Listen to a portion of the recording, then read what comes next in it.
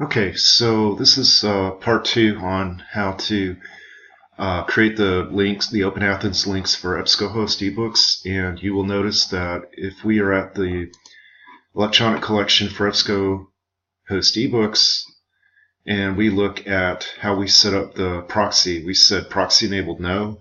We deselected it where it said proxy selected. We just left that blank.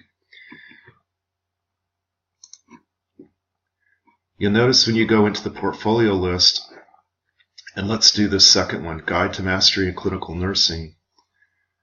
Let's go ahead and look at that. When we go to linking, it still says proxy enabled yes, and proxy selected is the easy proxy at Gordon State College. If you do test access and try to open this up, it's going to prompt you for the Galileo password. We don't want that.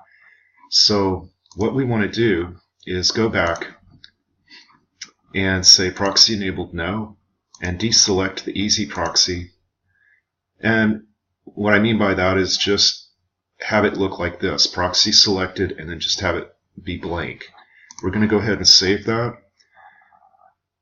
And now if we test this link, it's going to prompt us for our Gordon State College network username and password.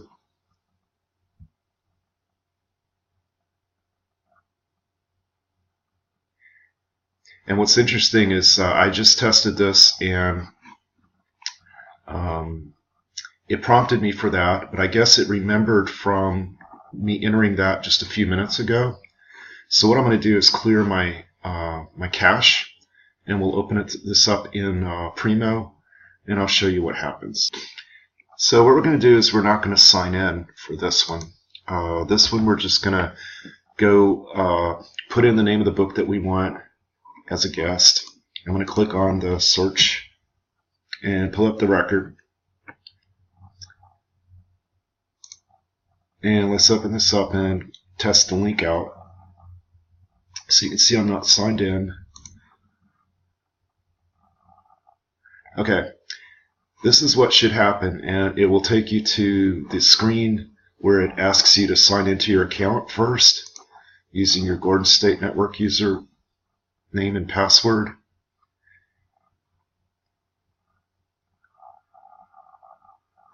It brings you to the record. Alright, and let's try that again, but this time we're going to sign in first. And so the user enters their Gordon State user ID and password. They're going to click login. And we're going to put the title in that we want to go to.